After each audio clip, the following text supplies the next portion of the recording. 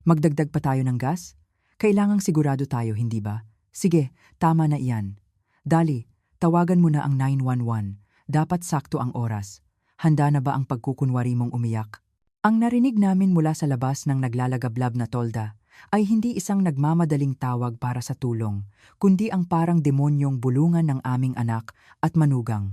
Ang camping na tinawag nilang pasasalamat na bakasyon sa liblib na probinsiya, iyon pala ay ang krematoryo na inihanda nila para sa aming mag-asawa. Ngunit ang mga demonyong ito na nagtangkang patayin kaming buhay ay hindi nila alam. Ang mga matang duguan na lumabas na parang hayop mula sa nasusunog na tolda ay nakita ng buong linaw ang kanilang kalupitan. Magandang araw po. Ako po si Susana de la Cruz, 65 taong gulang na.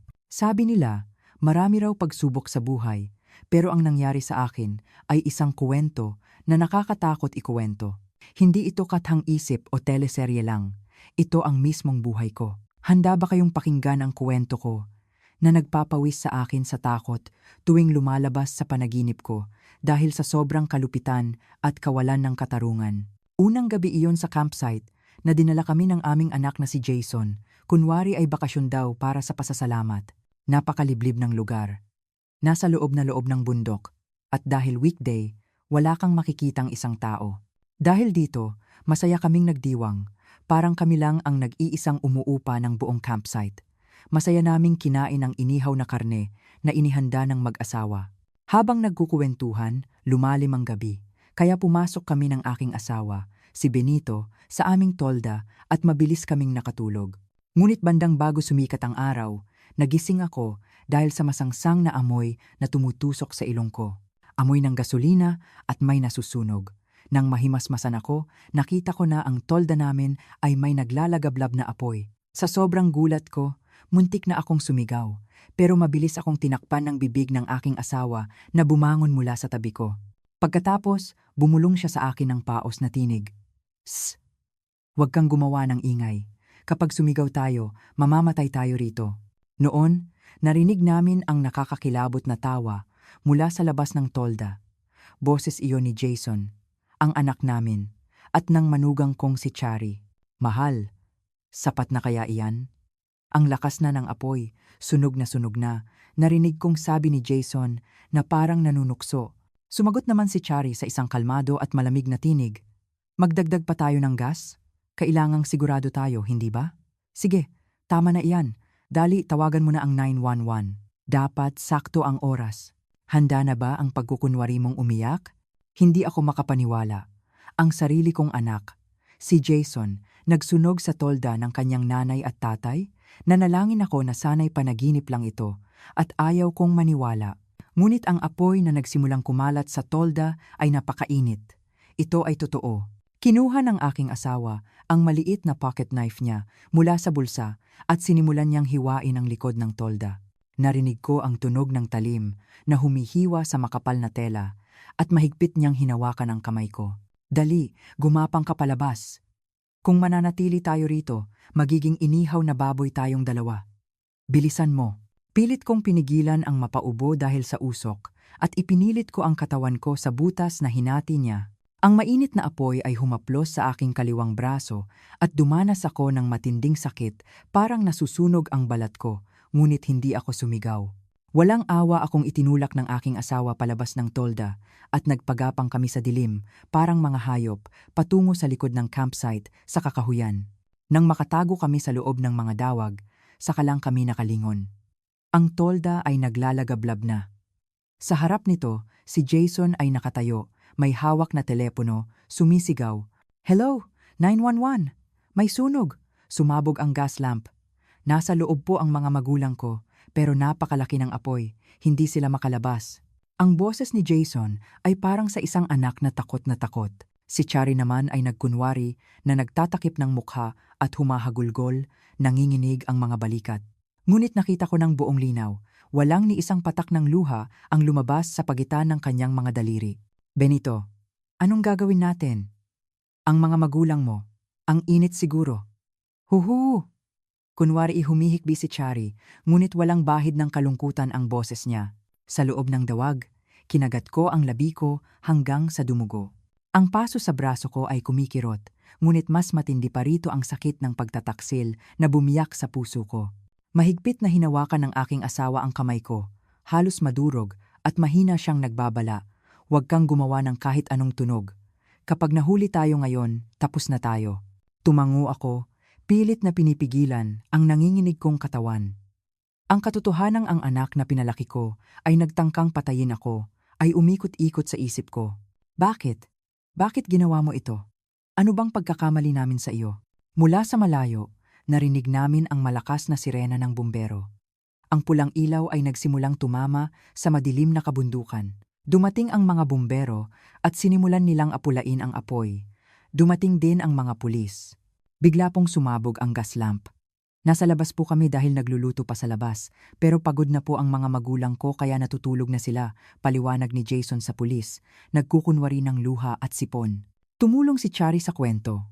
Malakas po kasi humilik si tatay, kaya nagpahangin muna kami sa labas, pero mabilis na kumalat ang apoy. Sinubukan kong pumasok, pero sobrang init, nagngalit ang ngipin ko. Paano nila nagawang magsinungaling ng walang kaunting kurap? Kinopya ng pulis ang bawat salita ni Jason at ang investigasyon ay nagtapos bilang isang simpleng aksidente sa sunog. Kaya, kami ng asawa ko ay opisyal na nawala sa mundong ito noong gabing iyon. Nanatili kami sa kakahuyan ng 2 gabi, parang mga hayop.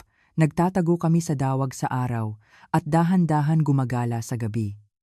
Ang paso sa braso ko ay namaga at nagsimulang maglabas ng nanana. Hinugasan ng aking asawa ang sugat gamit ang malamig na tubig sa batis at sinabi, "Mahal, tiis lang. Pagdating natin sa lugar na may tao, hahanap ako ng kahit anong gamot." Tumango ako at binalutan ang braso ko ng maruming tela. Ni sa panaginip ay hindi ko naisip na darating ang panahon na hindi ako makakatuntong sa ospital. Nang ikalawang araw, nakarating kami sa isang liblib na baryo. Nakita namin ang isang bakanting bahay na mukhang guguho na at pansamantala kaming nagtago roon. Winalis ng aking asawa ang maalikabok na sahig gamit ang kamay niya at sinabi, "Magtiyaga muna tayo rito. Kailangan nating magpanggap na patay para malaman natin ang kanilang plano." Umupo ako sa malamig na sahig at nagtanong, bakit nila ginawa ito? Dahil ba sa pera, Jason? Bumuntong hininga ang aking asawa at sumagot, "Ano pa ba? Insurance. Ang mga insurance na nakapangalan sa atin, iyon ang gusto nila." Doon ko naalala, bago ikasal si Jason, sinabi niyang siya na raw ang kukuha ng aming insurance para hindi kami mag-alala sa ospital kapag tumanda kami. Muntik na akong sumayaw sa tuwa at nagpasalamat sa kanya. Paano ko malalaman na iyon pala ang magiging halaga ng buhay ko? Ilang araw ang lumipas, nagpunta ang aking asawa sa isang internet cafe sa kalapit na baryo, nakasuot ng cap. Lihim niyang hinanap ang SNS, social networking site, ni Jason. Nagdala siya ng isang nakatuping papel at ipinakita sa akin. Sabi niya, ang libing daw ay pagkatapos ng 2 linggo. Pagkatapos makuha ang mga labi at kumpirmahin ang identity, sabi ng asawa ko. Kinuha ko ang papel na nanginginig ang kamay. Ito ang post ni Jason. "Hindi ko man lang kayo naserbisyuhan ng tama, pero kailangan ko na kayong ihatid. Paalam, nanay at tatay. Sana'y mapunta kayo sa mas mabuting lugar." Sa ilalim nito, sunod-sunod ang mga komento na nagpapalakas ng loob at nakikiramay. Kinusot ko ang papel. Ang kamay ko ay nanginginig, hindi ko alam kung dahil sa galit o kalungkutan. Paano nagawa ng isang anak ang ganito? Mahigpit na hinawakan ng aking asawa ang balikat ko at sinabi, "Magtiis ka muna. Ang una nating gagawin ay mabuhay. Huwag kang panghinaan ng loob." Kinagat ko ang labi ko at tumango. Tama. Kailangan muna naming mabuhay. Kailangan naming mabuhay para mapanood ang mangyayari sa mga taong mas masahol pa sa hayop. At sa hinaharap, sisiguraduhin kong magbabayad sila. Dumating ang araw ng libing. Ang libing namin ng asawa ko. Alam niyo ba ang pakiramdam ng isang taong buhay na buhay? Na nakakarinig ng balita ng sarili niyang libing? Wala nang mas matindi pang kalupitan sa mundong ito. Maaga ring nagpunta ang aking asawa sa internet cafe para tingnan ang pinakabagong update sa SNS ni Jason. Pagbalik niya, inabot niya sa akin ang papel na may nakasulat, naglagay si Jason ng litrato. Nagpapanggap na nalulungkot, na mukhang kawawa, sabi niya ng may pait. Kinuha ko ang papel, Nakasuot ng itim na suit si Jason, nakayuko. Sabi niya, nagpapasalamat daw siya sa lahat ng nakikiramay. Hahatid po namin sina nanay at tatay sa kanilang huling hantungan ng payapa, nakasulat pa. Bumuntong hininga ng malalim ang asawa ko. Si Chari? Anong ginagawa niya? Tanong ko. Umiling ang asawa ko. Naglagay siya ng selfie sa libing. Nakasuot ng itim na damit para sa patay. Selfie? Hindi ako makapaniwala. Nagngalit ang ngipin ng aking asawa at hindi ako makapagsalita sa sobrang inis. Maglalagay ba ng selfie sa libing ng biyenan? May litrato rin si Jason. Nakayuko sa harap ng kabaong. Dagdag ng asawa ko. Anong nakasulat? Sanay makabawi ako sa inyo. Pasensiya na at hindi ako naging mabuting anak. Mahigpit kong kinuyom ang kamao ko. Ang anak na umaarte sa harap ng larawan ng namatay. Na ako ang nagluwal? Hindi ako makapaniwala. Pero may isang kakaibang komento. Sabi ng asawa ko, binaba ang boses. Ano? May nagkomento. Siguro kaibigan ni Jason. Nagtanong kung, okay ba ang insurance processing? Ano? Nanlaki ang mata ko, pero agad na binura. Nandyan noong nakita ko, pero maya-maya biglang wala na. Bumuntong hininga ako. Ibig sabihin, alam ng mga nakapaligid sa kanila na si Jason ay ginawa iyon dahil sa insurance money? Malamang tumango ang asawa ko. Tulala akong tumingin sa kisame na may amag. Napakawalang silbi ko dahil sobrang tuwang-tuwa ako sa pasasalamat na bakasyon. May isa pa akong nalaman. Maingat na nagsalita ang asawa ko. Ano? Mas masamang balita ba? Hinalungkat ko ang lumang SNS ni Chari. Nalaman kong dati na siyang may asawa. Ano? Muntik na akong mapatayo. Bago sa pandinig ko iyon, may post tungkol sa pagkamatay ng dati niyang asawa dahil sa aksidente. 3 taon na ang nakalipas, sabi niya. Kinilabutan ako. Aksidente? Oh, pero hindi ba kakaiba? Ang dating asawa namatay sa aksidente. Tapos ngayon, tayo, muntik nang mamatay sa aksidente? Pinaningkitan niya ako ng mata. Napatindig ang balahibo ko. Baka may kinalaman si Chari sa dating asawa niya? Ano sa tingin mo? Tanong ko. Madiing sumagot ang aking asawa. Sigurado na ako, plinano nila ang lahat mula sa simula. Tumango ako. Ngunit ang isang bahagi ng puso ko ay parang napunit. Maghihiganti ako sa sarili kong anak. Paano kami umabot sa ganito? Nang matapos ang libing, tuluyan kaming naging palaboy. Walang ID, walang pera. Namumulot kami ng mga karton at ibinebenta sa junk shop. Nangangalay ang kamay ko at parang mababali ang likod ko. Pero kailangan naming gawin ito para makakain. Mahal? Umupo ka muna rito at magpahinga. Sabi ng asawa ko, pinaupo ako sa bench sa parke. Ayos lang. Kailangan pa nating kumayod. Sinubukan kong tumayo pero nang hina ang binti ko. Ang paso sa braso ko ay patuloy na kumikirot. Sa gabi, sa ilalim ng tulay o sa parke kami natutulog. Sa ibabaw ng maruming karton, ang lamig ng semento ay tumatagos sa likod ko. Sino ang mag-aakala na ang isang tulad kong sanay matulog sa mainit na kama ay magdaranas ng ganito? Yumakap sa akin ang asawa ko at sinabi, "Tiyaga lang, may hahanapin akong paraan. Kahit anong mangyari." Tumango lang ako bilang sagot. Hindi ako makapagsalita. Pagkatapos ng 1 buwan, nagkaroon ng impeksiyon ang paso ko. Ang nanana ay umaagos at nagkaroon ako ng lagnat. Sa sobrang init, halos hindi ako makatayo. "Mahal, gumising ka." "Mahal!" Sumigaw ang asawa ko dahil sa labis na pag-aalala. Hawak ang noo ko. Ayos lang. Magpapahinga lang ako. Pilit akong ngumiti, pero umiikot ang paningin ko. Akala ko, mamamatay na ako sa lansangan. Sa kabutihang palad, isang volunteer sa Free Meal Center ang tumulong sa amin na parang anghel. Ipinakilala niya kami sa isang doktor, sa isang maliit na klinika. "Mukhang mahirap ang kalagayan ninyo." "Hindi na ako magtatanong pa," sabi ng doktor habang nililinis ang braso ko. "Maraming salamat po." "Maraming salamat, Dok." Paulit-ulit na yumukod ang asawa ko. "Babayaran ko po kayo sa pamamagitan ng pagtatrabaho. Linisin ko po ang klinika ninyo sa loob ng 1 linggo, sabi niya. Mabait na tumango ang doktor. "Gawin mo iyan. Kailangan mong bumalik araw-araw para linisin ang braso mo, baka lumala pa." Tinitigan ko ang braso ko na nakabalot na ng malinis na benda at umiyak ako. Meron pa pala sa mundo ng ganitong kabait na tao. Samantala, nag-check ulit ang asawa ko ng SNS sa internet cafe. Ang mukha niya ay namutla. Bakit? May masamang nangyari ba? Tanong ko. Nagngalit ang asawa ko at sumagot. Nakuha na yata nila ang insurance. 5 milyong piso raw. 5 milyon? Hindi ako makahinga. Naglagay si Chari ng litrato ng bagong branded na bag. Nagmamalaki pa. Nagkuyom ang kamao ng asawa ko. Tulala akong nakaupo, parang taong patay.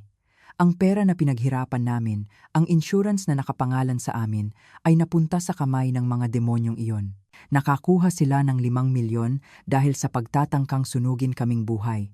At ginamit nila iyon para bumili ng mamahaling bag. Haha, hindi ako makapaniwala. Ang malamig na hangin sa gabi ay nagsimulang kumagat.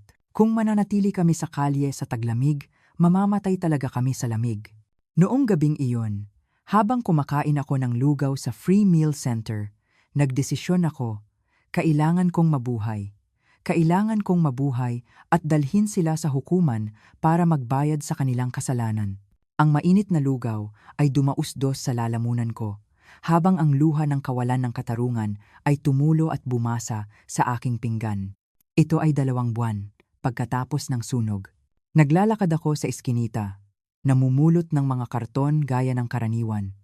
Nakita ko ang isang nakahandusay sa tabi ng basurahan. Isang binata.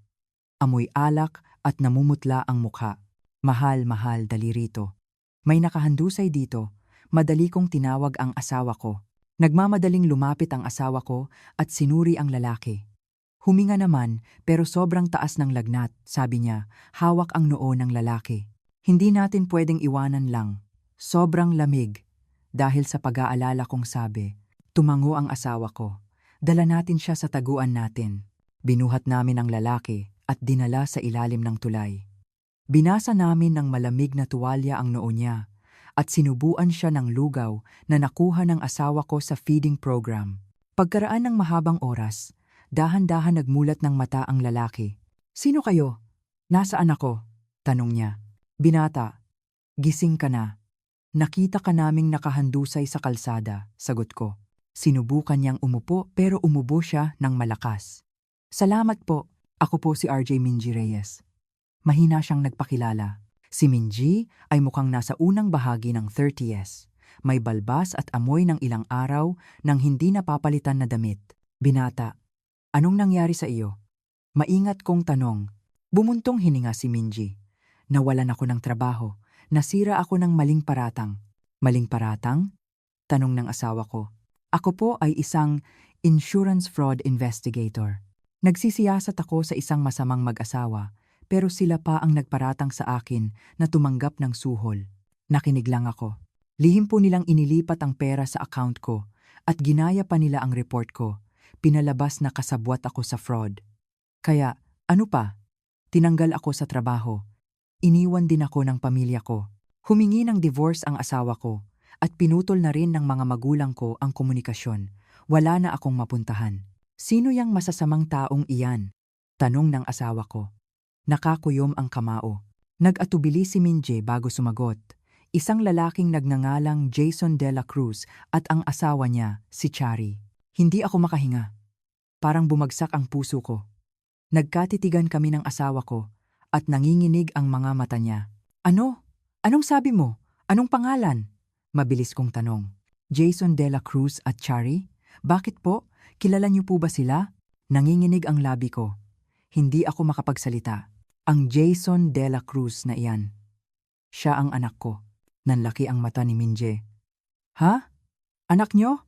Ang walang hiyang iyan, nagtangka siyang patayin kami. Sinunog niya ang tolda namin para sunugin kaming magulang niya. Galit na sigaw ng asawa ko. Tulala kaming tinitigan ni Minje. Kaya ito ang naging kalagayan namin.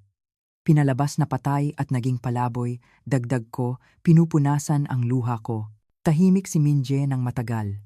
Pagkatapos, dahan-dahan siyang nagsalita, ang langit. Pinagtagpo tayo ng langit. Ang mga mata ni Minje ay nagbago.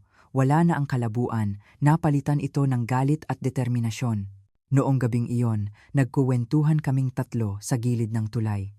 Ikinuwento ni Minji kung gaano siya nakaranas ng kawalan ng katarungan at ikinuwento namin ang pagtataksil ng aming anak Sinuntok ng asawa ko ang sahig at sinabi, "Hinding-hindi ako mapipikit kung hindi ko sila mapagbabayad. Kailangan nilang magbayad sa kasalanan nila." Tumango si Minji nang may seryosong mukha. Mayroon pa akong mga ebidensiya. Lihim kong nakopya ang ilang file bago ako tanggalin. Mahigpit kong hinawakan ang kamay ni Minje. "Salamat, Minje. Tulungan mo kami. Tulungan mo kami." Isang linggo pagkatapos sumali ni Minje, nagsimula kaming kumilos ng mas sistematiko. Isang gabi, maingat na nagsalita ang asawa ko. "Mahal, sa totoo lang, may naipon ako." "Naipon? Saan?" tanong ko. Simula pa noong bagong kasal tayo, lihim ko nang iniipon. "Pasensya na," nahihiya niyang sabi. "Magkano?" "Siguro, mga 300,000 piso, nakabaon sa bodega ng kamag-anak sa probinsiya." Hindi ako makapaniwala, pero hindi ito ang oras para magreklamo. "Ano? Hindi mo sinabi sa akin? Kailangan nating kunin agad." Tumango ang asawa ko. "Pero kailangang mag-ingat. Baka may nagmamanman." Noong gabing iyon, naglakbay kaming 3 patungo sa probinsiya. Nagpalit kami ng 2 bus at naglakad ng ilang oras.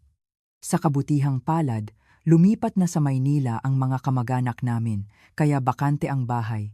"Nandito," sabi ng asawa ko, pumasok sa bodega na puno ng sapot.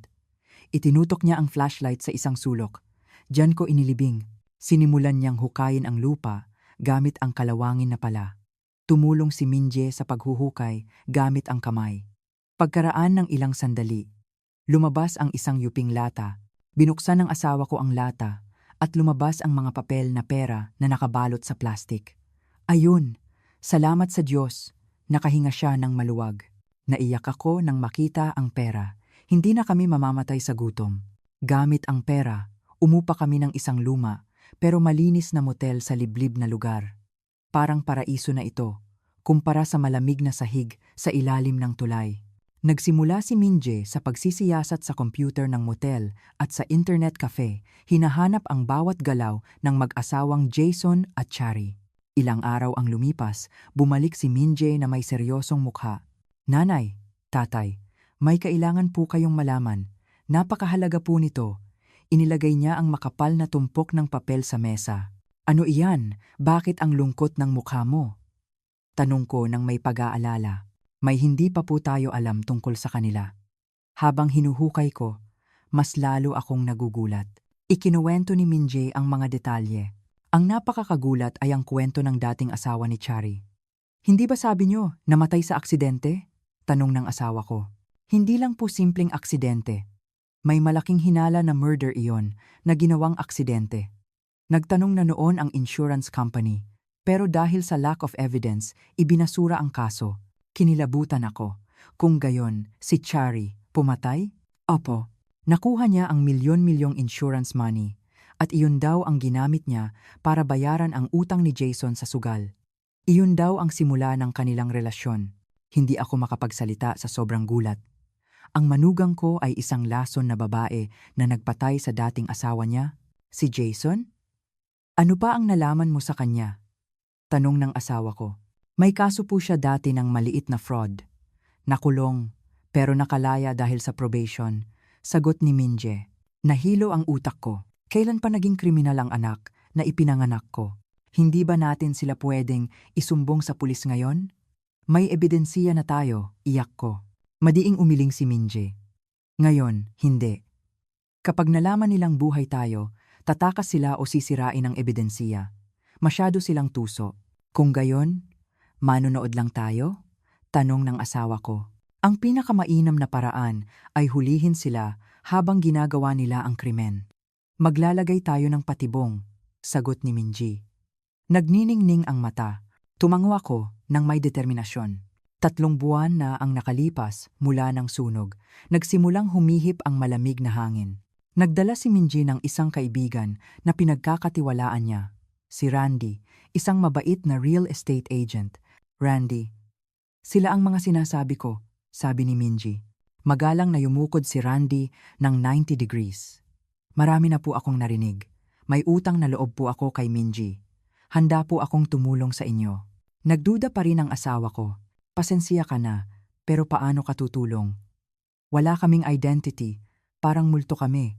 Huwag po kayong mag-aalala, magtatayo po kayo ng tindahan nang hindi nalalantad ang identity ninyo.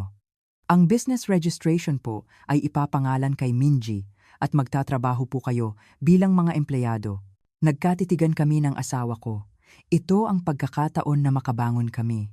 May isang bulaluhan dito sa labas ng Maynila na napakaganda ng lokasyon. Dahil matanda na ang nagmamay-ari, ibebenta niya ng mura, walang goodwill, dagdag ni Randy. Ginamit namin ang naipon naming pera para bilhin ang tindahan. Lutuan ni Minji ang pangalan. Isang maliit na kainan. Pero napakahalaga nito sa amin. Hindi namin pinalitan ang signboard o interior. Mas makakabuti iyon para tahimik kaming manirahan. Si nanay na ang bahala sa kusina. Si tatay naman sa serving at counter. Ako na ang bahala sa pagde-deliver ng mga ingredients at sa labas, sabi ni Minji. Tinali ko ang apron ko at tumango. Nagluto na ako buong buhay ko. Siyempre, makakapagluto ako ng bulalo. Noong unang linggo, wala kaming masyadong customer. 5 o 6 lang sa buong araw. Pero hindi ako sumuko.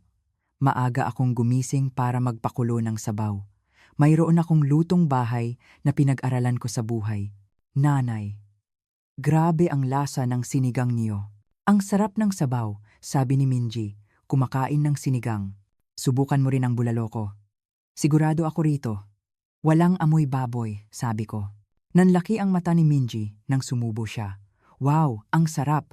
Sigurado akong dadami ang customer natin. Hindi nagkamali si Minji.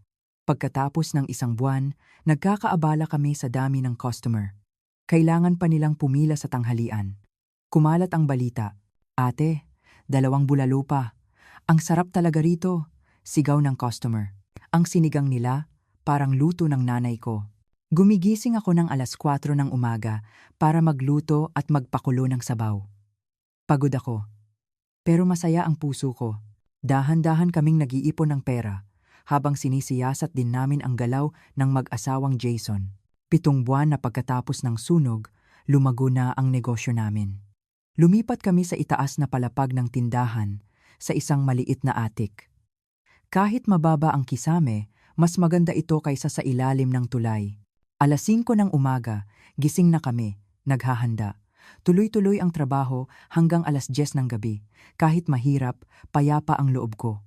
Nanay, tatay, kain na po, sabi ni Minji, naghahanda ng hapunan na parang nahihiya. Nalaglag ang kutsara ko. Anong sabi mo? Tanong ng asawa ko. Hindi ko po sinasadya. Kung hindi po kayo komportable, hindi ko na po uulitin. Namula ang mukha ni Minji. Hindi kami hindi komportable. Tawagin mo kaming ganyan, masarap pakinggan. Parang totoo kong anak, sabi ko, nagluha. Nakita ko ang ngiti ni Minji. Ang sarili kong anak ay nagtangkang sunugin ako, pero ang binatilyong ito na hindi ko kadugo ay tinuring kaming magulang. Nakakatawa talaga ang buhay. Tuwing pahinga, nagsisiyasat si Minji sa bahay ni na Jason. Si Jason, natutulog lang sa bahay sa araw at nagsusugal sa gabi. Mukhang walang silbi na, report ni Minji. Si Chari? Anong ginagawa niya? Tanong ko.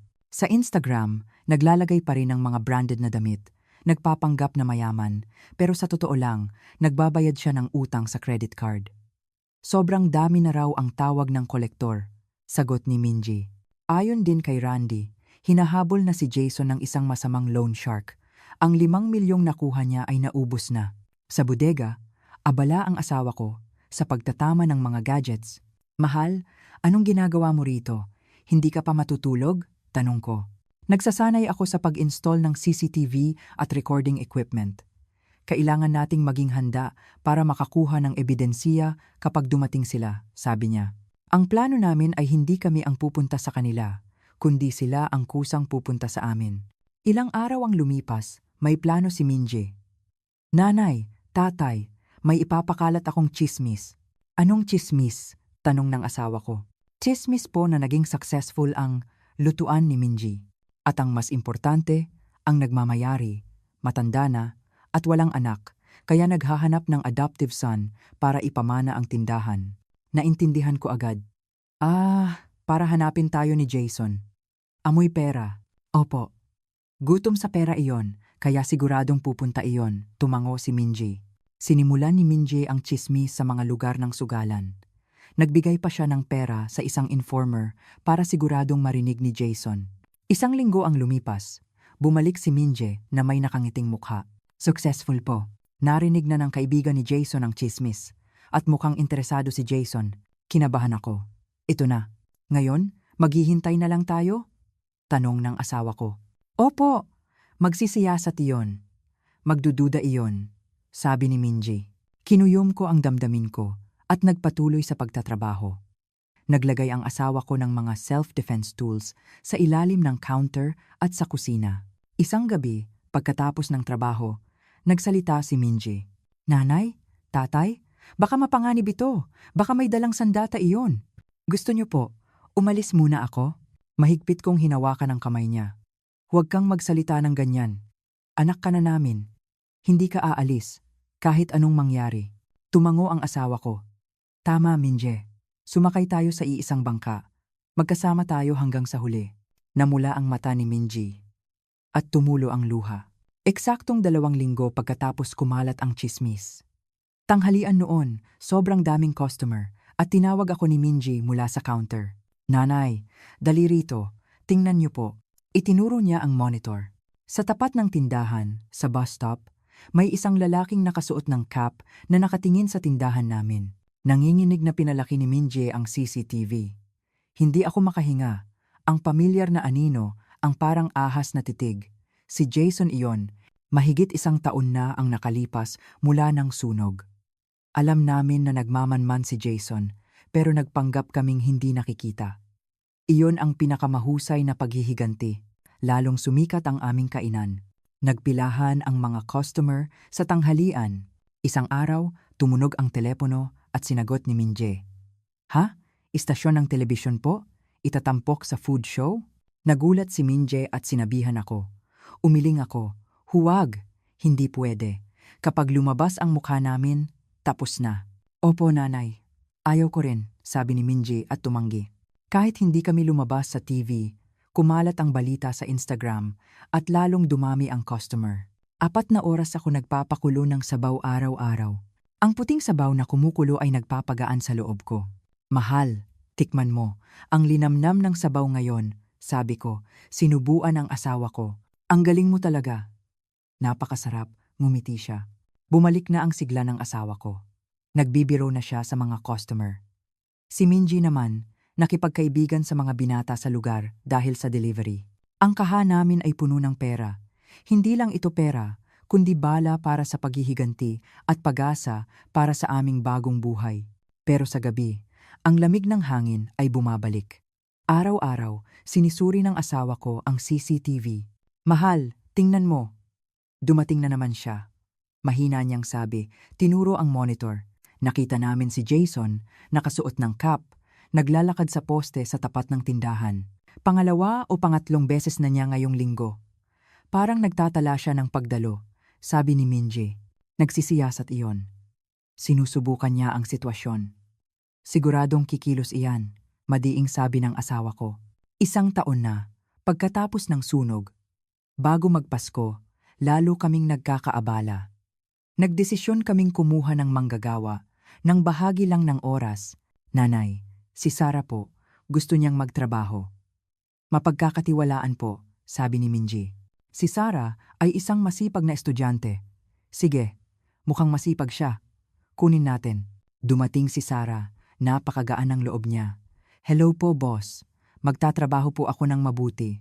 Nagustuhan ko siya agad. Sige, magiging parang pamilya ka namin. Mabilis siyang nakisama. Napakahusay niyang magtrabaho. Nanay, ako na po ang maghuhugas ng plato. Huwag po kayong magbubuhat ng mabigat. Salamat, Sarah. Ikaw ang swerte namin. Parang nawala ang lungkot ko dahil sa hindi ako nagkaroon ng anak na babae. Napansin ko rin na nagkakahiyaan sina Minje at Sarah. Napangiti ako. Sa araw ng Pasko, nagsara kami at gumawa ng bibingka at puto. Minje, ganyan ang paggawa ng puto. Kailangan mong idiin para maganda ang kalalabasan. Kapag ganyan, magkakaanak ka ng magandang babae? Sabi ko, pinapakita sa kanya. Nanay, bakit ang pangit ng gawa ko? Wala yata akong pag-asa. Tawa ni Minji.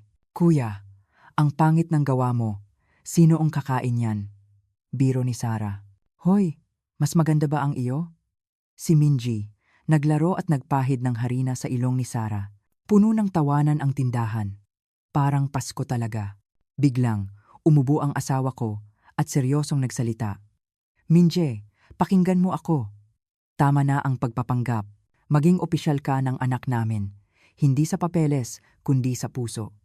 Ano sa tingin mo? Ang kamay ni Minji ay natigil sa ere. Namula ang gilid ng mata niya. Tatay? Talaga po? Ang isang tulad ko. Tanong niya. Oo, Minji. Mahalaga ka na sa amin higit pa sa buhay namin. Sabi ko, hinawakan ang kamay niya. Tumulo ang luha ni Minji sa bibingka. Salamat po. Nanay, tatay, maraming salamat po. Umiyak din si Sarah. Ngunit alam ko, ang kaligayahan na ito ay katahimikan lang bago ang bagyo. Hindi pa tapos ang laban. Si Jason ay parang ahas pa rin. Nagmamanman sa tindahan. Kinain ko ang puto ko. Pero hindi nawala ang pagiging maingat ko. Unang araw ng negosyo pagkatapos ng holiday. Maaga sa umaga, lumabas ang asawa ko para magbukas. At madali niya akong tinawag. Mahal, dali, tingnan mo! Ang boses niya ay may takot. Tumakbo ako sa labas, dala ang kutsilyo sa kusina. Sa hagdan, may isang walang laman na bote ng alak. At noon, naamoy ko ang masangsang na amoy. Amoy gasolina. Napatindig ako. Parang napako. Ang nakakatakot na amoy na iyon, na hinaluan ng amoy ng nasusunog na laman, noong gabing iyon sa tolda, ay bumalik sa alaala ko. Nanginginig ang binti ko. Mahal, ayos ka lang? Kumalma ka? Inalog ako ng asawa ko. Hindi ako makapagsalita. Tinitigan ko lang ang bote. Kalmado, kinuha ng asawa ko ang bote. Nakasuot ng guwantes. Isumbong natin sa pulis? Ito ay isang terorismo, galit na sabi ni Minje. Hindi pa ito ang oras. Kapag nagsumbong tayo, tatakas lang siya. Tumanggi ang asawa ko. Tumakbo si Minje sa loob at sinimulan niyang suriin ang CCTV. Pagkaraan ng ilang sandali, sumigaw siya. Nanay! Tatay! Tingnan niyo po! Sa screen, 3:00 ng umaga, isang lalaking nakasuot ng itim na cap ang naglagay ng bote sa hagdan at umalis. Malabo, pero pamilyar ang hugis. Si Jason. Dumating na siya, mahina kong sabi. Sinuntok ng asawa ko ang lamesa. Nagbabala siya, senyales na gusto niya ang tindahan natin. Banta na susunugin niya tayo bago natin ibigay sa kanya. Alam na ba niya na buhay tayo? Tanong ni Minji. Hindi pa. Kung alam niya, hindi lang siya nagbabala. Akala niya, matanda lang tayo na may magandang negosyo. Sabi ng asawa ko, kinilabutan ako. Pero alam ko, papalapit na ang labanan. Inayos ng asawa ko ang anggulo ng CCTV at naglagay ng mga bagong recording device. Lihim na nakipag-ugnayan si Minji sa isang kaibigan niyang pulis. Sabi niya, handa siyang tumulong kapag may ebidensiya na. Pinagsabihan namin si Sarah na umuwi ng maaga at iwasan ang night shift. Bakit po? May masama po bang nangyayari? Tanong niya. Wala naman. Mas mabuti nang mag-ingat, sabi ko. Gusto ko pong tumulong, nanay, sabi ni Sarah. Salamat sa puso mo, anak. Ang kaligtasan mo ang pinakamahalaga, sabi ko. Pero ang dibdib ko ay parang pinupuno ng masamang pakiramdam. Kumpirma na namin ang plano nila. 1 linggo pagkatapos ng bote ng gasolina. Gabi noon, nagluluto ako ng bulalo. Nanay, order po. 1 bulalo sa counter, sabi ni Minje. Nilagyan ko ng sabaw ang mangkok. Ako na ang magdadala. Magpahinga ka muna. Dinala ko ang tray sa counter. Ang customer na nakaupo ay nakatalikod, pero nang makita ko ang balikat at likod niya, tumigil ang puso ko. Pumihit ako at pumasok sa kusina. Nanginginig ang kamay ko. Nanay, bakit po? Tanong ni Minje. Si Jason. Siya ang customer.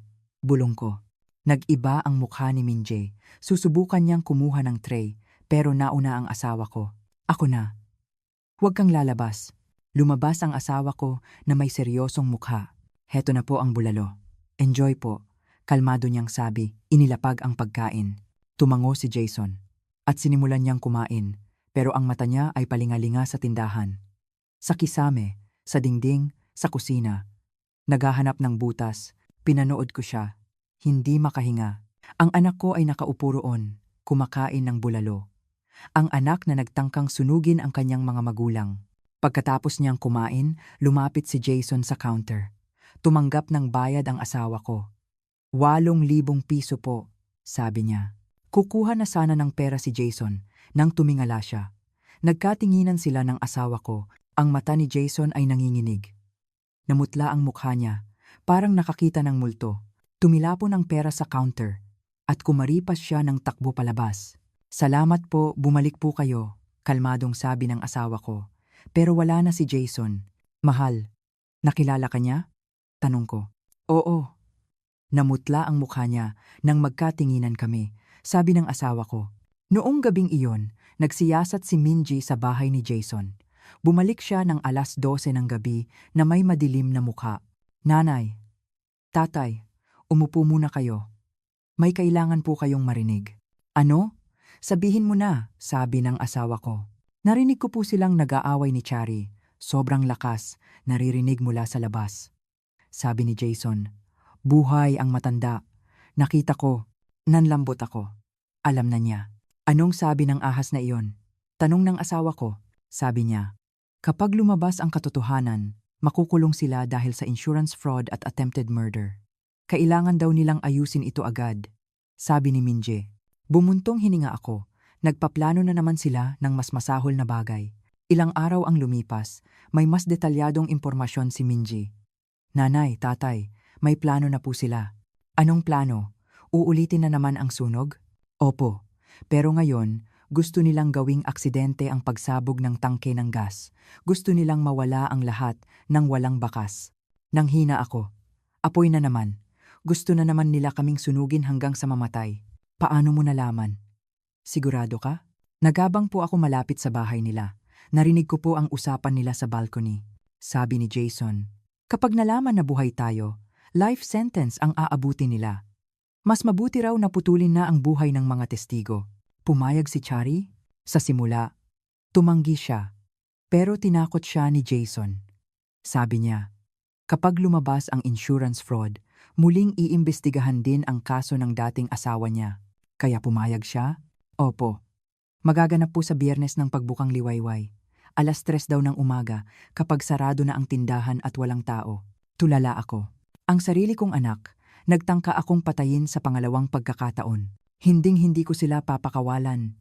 Tatapusin ko sila sa kamay ko. Galit na sabi ng asawa ko, maglalagay tayo ng perpektong patibong. Hulihin natin sila habang ginagawa ang krimen, dagdag niya. Tumango si Minji. Tawagan ko na po agad ang pulis. Maghihintay sila sa Biyernes ng 3:00 ng umaga. Kinumpirma ng pulis na tutulong sila. Naglagay kami ng mga kamera na may makabagong teknolohiya at recording device sa bawat sulok. Inayos namin ang gas valve para hindi sumabog, kundi dahan-dahan lang ang pagtagas. 2:00 ng umaga noong Biyernes, pinatay namin ang lahat ng ilaw at nagtago sa dilim. Ako, sa likod ng sako ng bigas. Ang asawa ko sa ilalim ng counter. Si Minji sa likod ng refrigerator. Pumilit ding sumama si Sarah.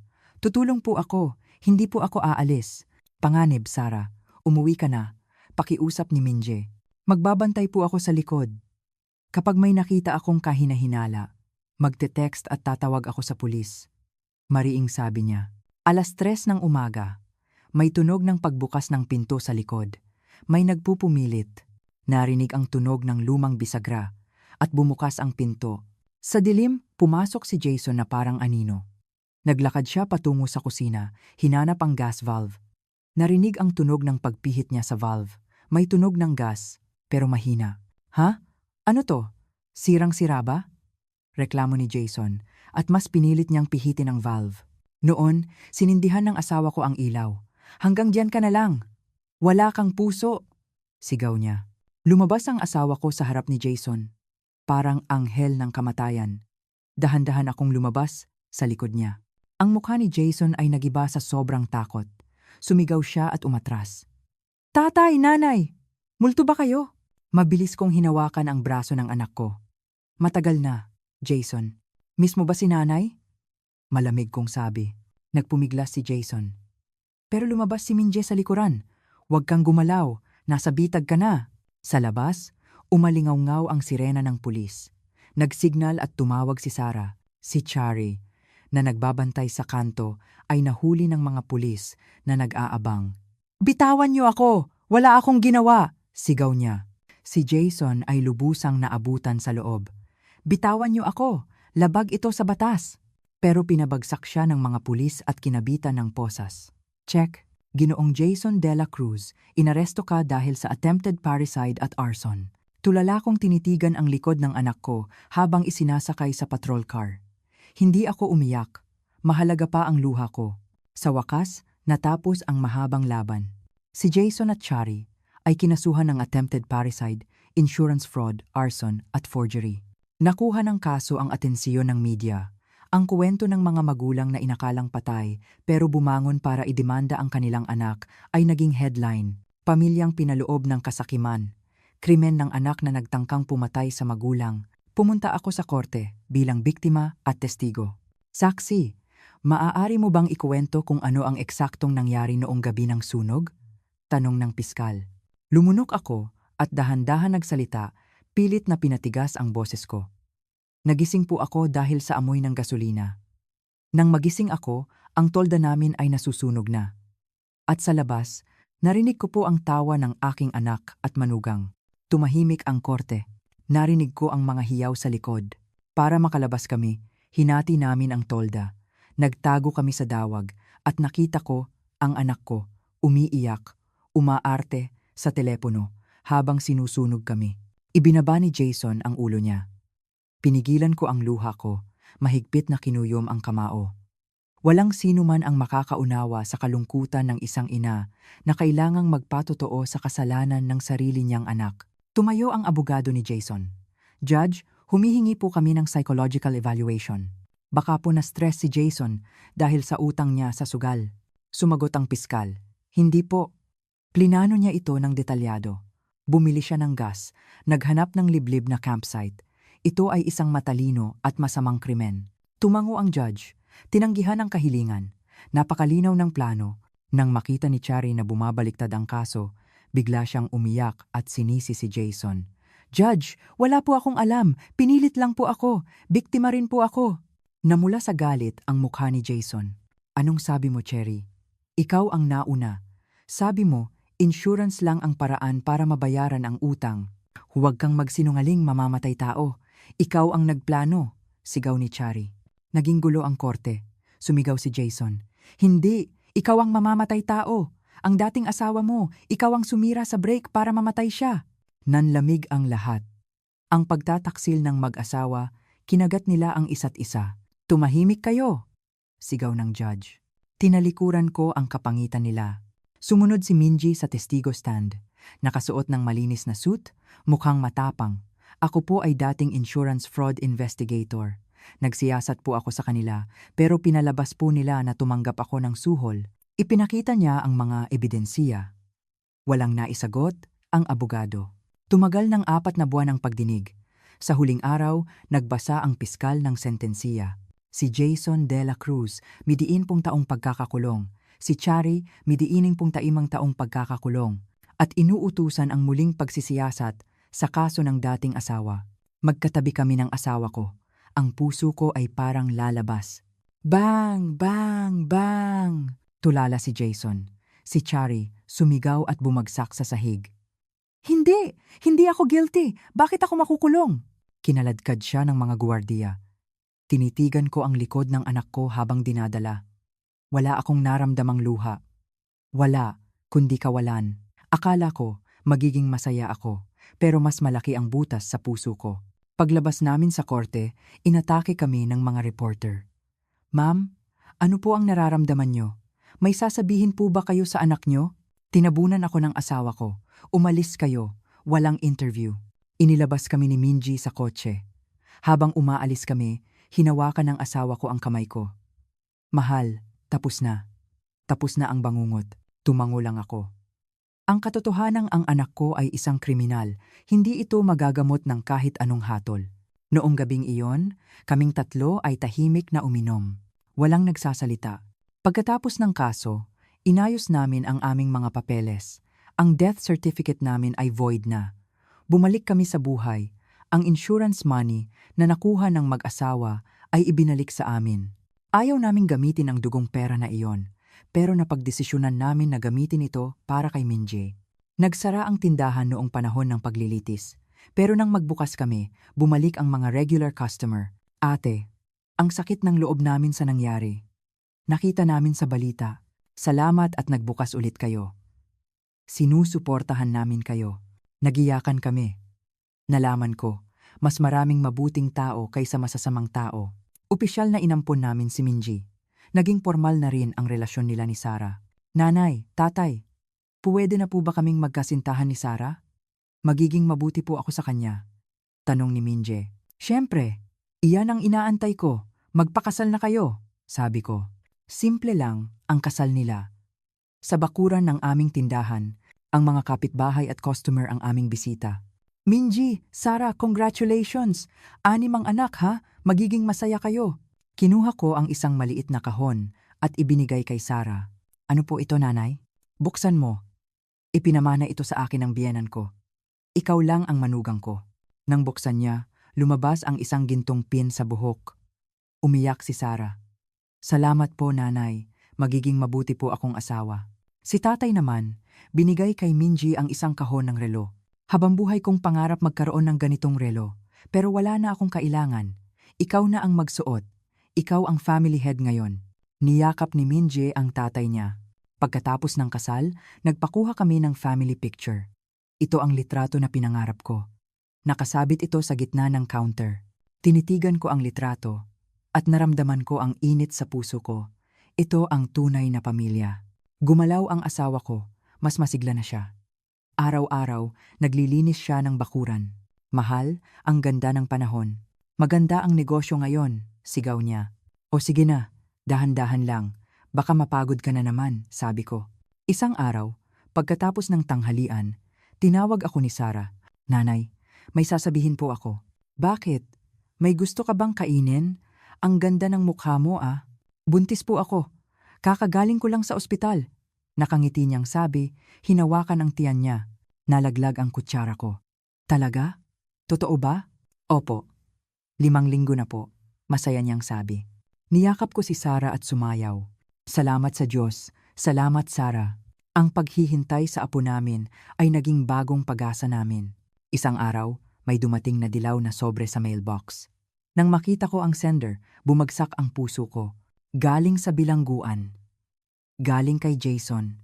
Matagal akong nakatitig sa liham. Bubuksan ko ba? Sisirain ko ba? Sa huli, binuksan ko.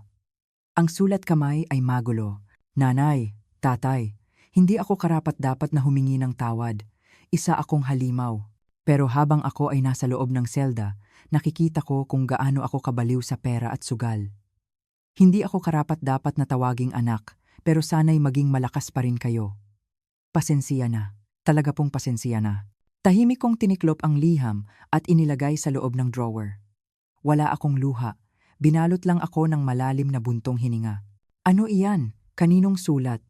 Tanong ng asawa ko. Galing kay Jason. Kalmado kong sagot. Niyakap ako ng asawa ko. Anong nakasulat? Humihingi ng tawad at sinabing maging malakas kami. Sasagutin mo ba? Tumingin ako sa labas ng bintana. Hindi ko pa alam. Hindi pa ngayon. Siguro, kapag matagal na ang lumipas. Sumusunod ako sa desisyon mo. Ano man ang piliin mo, susuportahan kita, sabi niya. Hindi nagtanong si Minjie tungkol sa sulat. Pero noong gabing iyon, mas maasikaso siya sa akin. Nanay, gusto mo ng sabaw? Painitin ko. Pinasalamatan ko siya. Sarado na ang tindahan at pinatay ko ang ilaw. Tumingala ako sa langit, napakalinaw ng mga bituin. Hindi ko pa alam kung sasagutin ko ang liham ni Jason. Pero alam ko, sa hinaharap, pupuntahan ko siya. Anak ko pa rin siya. Pero sa ngayon, mabubuhay ako para sa pamilyang kasama ko. Sa pamilya na nakuha ko. Bukas, gigising akong 4:00 ng umaga para magpakulo ng sabaw. Ang mga nakaraang araw ay parang impyerno. Pero ngayon, mas masaya ako kaysa kanino man. Ito ang pangalawang buhay na bigay sa amin. Isang himala. Pagkatapos ng apoy. Dito nagtatapos ang kwento ko. Nagtangka akong patayin ng sarili kong anak, pero nabuhay ako. Nakaya ko dahil kasama ko ang asawa ko, At si Minji, ang anak na bigay ng langit. Sabi nila, blood is thicker than water. Pero alam ko na ngayon, ang tunay na pamilya ay nabubuo hindi sa dugo, kundi sa puso. Kung mayroon man kayong pinagdadaanan sa inyong pamilya, huwag kayong susuko. Sigurado akong may tunay na pamilya na maghihintay sa inyo. Salamat at pinakinggan ninyo ang kakaiba kong kuwento.